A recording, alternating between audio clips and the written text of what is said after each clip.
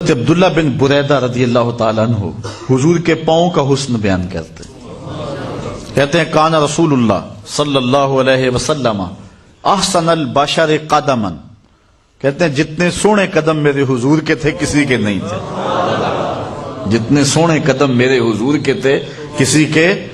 نہیں تھے۔ اور حضرت انس، حضرت ابو ہریرہ اور حضرت ہند بن ابی حالہ رضی اللہ تعالی عنہم فرماتے ہیں کان النبی صلی اللہ علیہ وسلم شسن القدمین والکفین، حضور کے ہاتھوں کی ہتھیلیاں اور قدموں کی ہتھیلیاں پر گوشت تھیں۔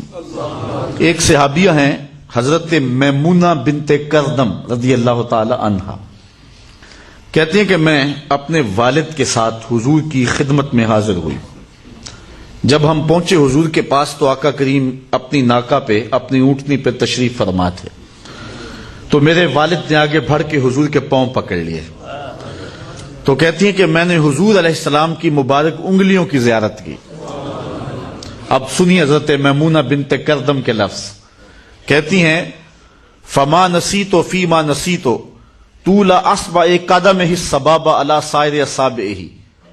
انگوٹھے کے ساتھ والی انگلی کی جو لمبائی تھی نا باقی انگلیوں کی نسبت، کہتی ہیں سال گزر گئے ابھی تک وہ نقشہ ہی نہیں آنکھوں سے جا رہا، وہ حسن اب بھی میری نگاہوں کے سامنے۔ انسان کے ہاتھ کی جو انگلیاں ہیں اس میں یہ درمیان والی انگلی لمبی ہوتی ہے، اور جو پاؤں کی انگلیاں ہیں اس میں انگوٹھے کے ساتھ والی انگلی لمبی ہوتی ہے۔ حضرت میمونہ بنت کردم فرماتی ہیں میں کیا بتاؤں، حضور علیہ الصلوۃ والسلام کے انگوٹھے کے ساتھ والی جو انگلی تھی اس کا حسن ہی نہیں بھولتا ہے۔ یار جس کی انگلیاں اتنی سونی ہیں، جس کے تلوے اتنے سونے ہیں، جس کے قدم اتنے سونے ہیں، اس کا چہرہ کتنا سونا ہوگا۔ اسی لیے وہ کسی نے کہا نا کہ قدموں پہ جبیں کو رہنے دو، قدموں پہ جبیں کو چہرے کا تصور مشکل ہے، قدموں پہ جبیں کو رہنے دو چہرے کا تصور مشکل ہے، جب چاند سے بڑھ کر ایڑی ہے رخسار کا عالم کیا ہوگا، جب چاند سے بڑھ کر ایڑی ہے رخسار کا عالم کیا ہوگا۔ حضور علیہ السلام کے مبارک تلووں کے بارے میں دو طرح کی روایات ہیں، اخمسان کے لفظ بھی ہیں اور لیس لہا اخمس کے لفظ بھی ہیں، اور اس کی تشریحات کے اندر علماء نے گفتگو کی ہے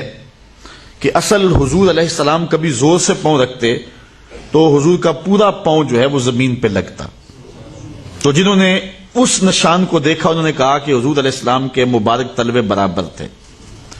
اور کبھی ایسا ہوتا کہ حضور علیہ السلام قدم رکھتے تو پورا قدم نہ لگاتے، اور ایسے کبھی جلدی میں حضور ہوتے، یا ایسا ایک موقع آیا حضرت سعد بن معاذ کے انتقال کا، اس دن حضور علیہ السلام اپنی انگلیوں کے بل، پنجوں کے بل چل رہے تھے، تو صحابہ نے عرض کی حضور آج آپ پورا پاؤں نہیں لگا رہے؟ فرمایا مدینے میں میرے سعد کے جنازے کے لیے آنے والے فرشتوں کی بھیڑ اتنی ہے کہ پورا قدم رکھنے کی جگہ ہی نہیں مل رہی۔ 70,000 فرشتے حضرت سعد کے جنازے میں آئے تھے، اللہ کا عرش بھی جھوم اٹھا تھا حضرت سعد کے جنازے پہ،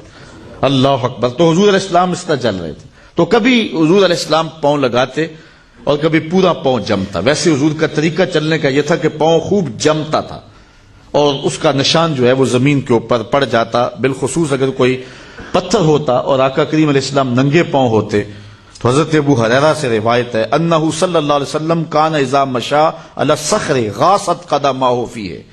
تو حضور علیہ السلام کے قدموں کے نشان اس کے اندر ثبت ہو جاتے۔